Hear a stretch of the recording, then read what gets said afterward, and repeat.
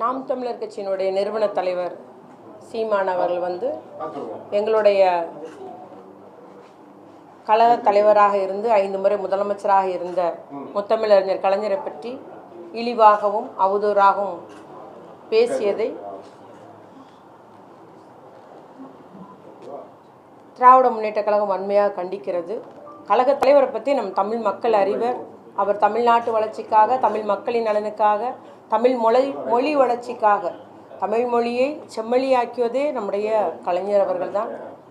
அத்துணை திட்டங்கள் நிறைவேற்றி தந்தவர். பிச்சைக்கார மறுவாழ்வாக இருந்தாலும் சரி, திருநங்கைகளாக இருந்தாலும் சரி, மாட்டுத்திறனாக இருந்தாலும் சரி, பாட்டாளியாக இருந்தாலும், தொழிலாளியாக இருந்தாலும், மகளிராக இருந்தாலும் சரி, அத்தனை பேர் வாழ்க்கையிலும் அவர்கள் உரிமையை நிலைநாட்டியவர், ஏற்றங்காண செய்தவர், திட்டங்களை வடிவமைத்தவர் என்பதை நாம் எல்லாம் அறிவோம். இளைஞர்களுக்காக முதல் தலைமுறை பட்டதாரி திட்டம், கல்வி கடன் ரத்து, நம்முடைய நுழைவுத் தேர்வு ரத்து என்றெல்லாம் அவருடைய படிப்பிற்காகவும் முதலில் கணினி கல்வி வளர்ச்சி இவ்வாறு அடுக்கிக் கொண்டே போகலாம். அவ்வளவு தமிழ்நாட்டில் இந்த ஒரு ஏற்றம் வந்துள்ளது, வளர்ச்சி வந்துள்ளது, அது காரணக்கர்த்தா கலைஞர்.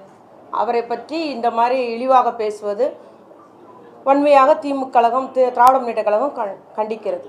அவருடைய ஒரு கட்சி தலைவர் என்பது அவருடைய ஆதரவாளர்களோ இல்லை நிர்வாகிகளோ யாரையும் தவறாக பேசும்போது கண்டிக்கக்கூடியவர்களாக, தடுக்கக்கூடியவர்களாக இருக்க வேண்டும். ஆனால் ஒருத்தர் அதை நம்முடைய கழகத் தலைவரை முத்தமிழறிஞர் கலைஞரை பற்றி பேசும்போது இவர் எதிரே உட்கார்ந்து சிரித்து கொண்டிருக்கிறார்.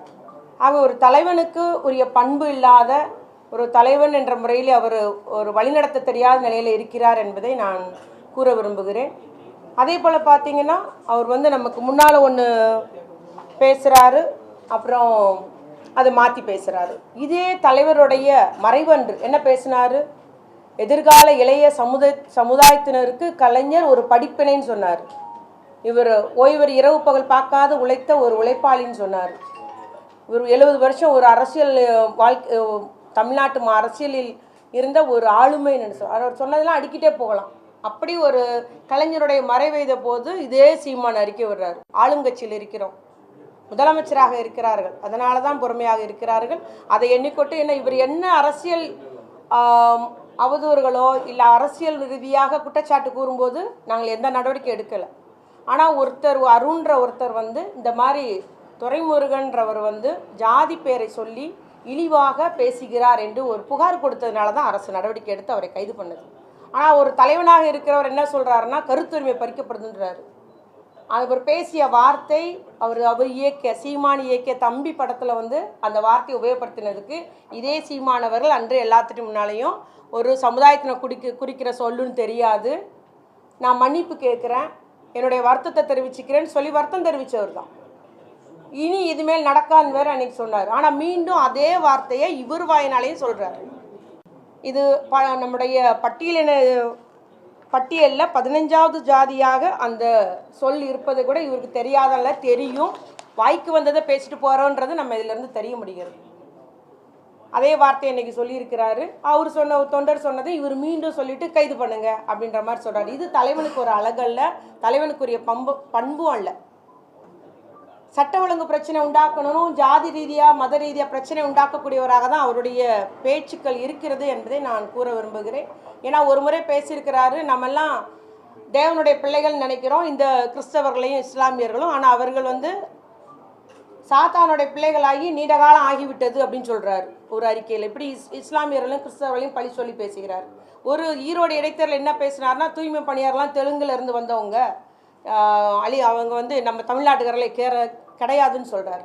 ஆனால் தமிழ்குடின்னு பேசுகிறவங்க எப்படி ஒரு ஜாதி பெயரை சொல்லி இழிவுபடுத்துகிறான்றத இந்த மாதிரி ஜாதி பெயராலும் மதத்தின் பெயராலும் சட்ட ஒழுங்கு பிரச்சனை உண்டாக்க வேண்டும் என்பதற்காகவே உரையாடி பேசி வருகிற சீமான் அவர்களை திராவிட முன்னேற்ற கழகம் வன்மையாக கண்டிக்கிறது.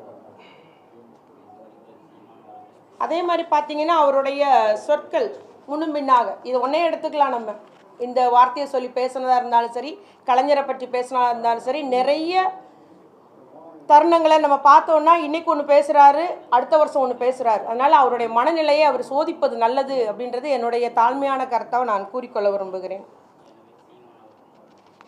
அது மாதிரி பேசுனதும் கைது பண்ணிடுவீங்களா? இது கருத்துரிமை தானே. சவுக்கு சங்கரை ஏன் கைது பண்ணீங்க, ஃபெலிக்ஸ் ஏன் கைது பண்ணீங்கன்றாங்க. அதில் பெண் காவலர்களையும் உயர் அதிகாரிகளையும் தவறாக சித்தரித்து பேசுகிறாரு. தவறான முறையில் இணைத்து பேசுகிறார். அதற்கு பெண் காவலர்கள் புகார் கொடுத்துருக்குறாங்க. புகார் கொடுத்ததுனால அந்த கைது நடந்திருக்கு, அது வழக்கு நடக்குது, நீதிமன்றத்தில் வழக்கு நடக்கு, நீதிமன்றம் பார்த்துட்ருக்கு. அதை அப்போ இவர் நியாயப்படுத்தி பேசுகிறாரா? இப்போ பெண் காவலர்களை தவறாக சொன்ன இவர் ஏற்றுக்கிறாரா? ஆகவே அந்த நேரத்துக்கு என்னென்ன வாய்க்கு வந்தது பேசுவோன்ற மாதிரி இவர் பேசிகிட்டு இருக்கிறாரு அப்படின்றது தான் என்னுடைய கருத்து. அது மட்டும் இல்லை, திராவிட முன்னேற்ற கழக கருத்து நம்மளுடைய இதுக்கு சப்போர்ட்டாக கருத்துரிமை பறிக்கப்படுதுன்னு உடனே பேசுகிறார். கருத்துரிமைன்றது எவ்வளவோ அரசியல் வேறுபாடுகள் இருக்குது, கட்சி வேறுபாடுகள் உண்டு, கொள்கை வேறுபாடுகள் உண்டு. ஆனால் இது மாதிரி தனிப்பட்ட முறையில் தவறான சொற்களை உபயோகப்படுத்தி பண்ணுறது, ஒரு உண்மைக்கு புறம்பான செய்திகளை சொல்கிறது, வேணுமனே பிரச்சனை உண்டாகட்டும், சட்ட ஒழுங்கு பிரச்சனை உருவாக்கணுன்றது பேசுகிறது இது ஏற்கத்தக்கதல்ல. நிச்சயமாக எங்களுடைய தலைவர் ஒரு பொறுப்பான முதலமைச்சராக இருக்கிறதுனால தான் கட்சி தொண்டர்களை எல்லாம் கட்டுப்பாடோடு திராவிட முன்னேற்ற கழகத்தில் இருக்கிறார்கள் என்பதை நான் கூறிக்கொள்ள விரும்புகிறேன். அதே போல் பார்த்திங்கன்னா, நம்ம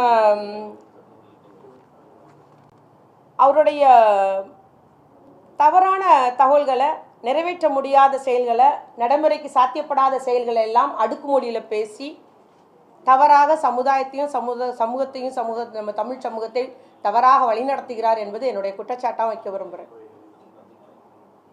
அதே போல் அவருக்கு பணம், அவருடைய கட்சிக்கு பணம்லாம் எங்கேருந்து வாங்குறான்றது உங்களுக்கெல்லாம் தெரியும்னு நினைக்கிறேன். இலங்கை தமிழர் பிரச்சனையை முன்னிறுத்தி உலக அளவில் பல்வேறு நிதி அவர் நன்கொடையாக அவருடைய கட்சிக்கு பெற்று வருகிறார். அதனால் எப்படி இலங்கையில் நம்ம ராஜபக்சே எதிர்க்கிறோமோ அதுபோல் தமிழ்நாட்டில் திராவிட முன்னேற்ற கழகத்தை எதிர்ப்பாக நாம் காட்டிக்கொள்ள வேண்டும் என்பதற்காக ஒவ்வொரு கட்டத்திலும் திமுகவையும் திமுக தலைவர்களையும் அவதூறாக அவர் பேசி வருகிறார் என்பதை நான் குறிப்பிட்டு கூற விரும்புகிறேன். அதனால் நம்முடைய நாம் தமிழர் நிறுவன தலைவர் சீமான் அவர்கள் கொஞ்சம் நாக்கை அடக்கி வாசிக்க வேண்டும். அரசியல் அறவேக்காடுத்தனமாக பேசக்கூடாது. அரசியல் முதிர்ச்சி இல்லாத ஒரு தலைவராக தெரிகிறார். தமிழ் சமூகத்தை தவறான தகவல் மூலம் அவர் தவறாக வழிநடத்தி வருகிறார் என்பதை மட்டும் நான் இங்கு கூறிக்கொண்டு, பச்சுவந்தி போல இன்னைக்கு ஒன்று நாளைக்கு ஒன்று, இன்னைக்கு இவர் ஆதரித்து பேசுறது, நாளைக்கு மாற்றி பேசுறது, எதிர்த்து பேச, ஆகவே தான் பேசியது என்னவென்றே அவர் தெரியாதபடி பேசி வருகிறார் என்பதை நான் கூறிக்கொண்டு, இவர்கள் அரசியல் தலைவருக்கே தகுதியானவர் அல்ல, அரசியல் பண்பு அற்றவர், தரமில்லாத ஒரு அரசியல் நடத்தி வருகிறார். இவர் எங்களுடைய தலைவரை பற்றி பேசுவதற்கு இவருக்கு அருகதையே கிடையாது. நிச்சயமாக தமிழ்நாடு உள்ளவரை முத்தமிழர் கலைஞருடைய புகழ் என்றும் நிலைத்து நிற்கும் என்று கூறி முடிக்கிறேன். நன்றி. உடனுக்குடன் செய்திகளை தெரிந்து கொள்ள சன் நியூஸ் பெல் ஐகானை கிளிக் பண்ணுங்க.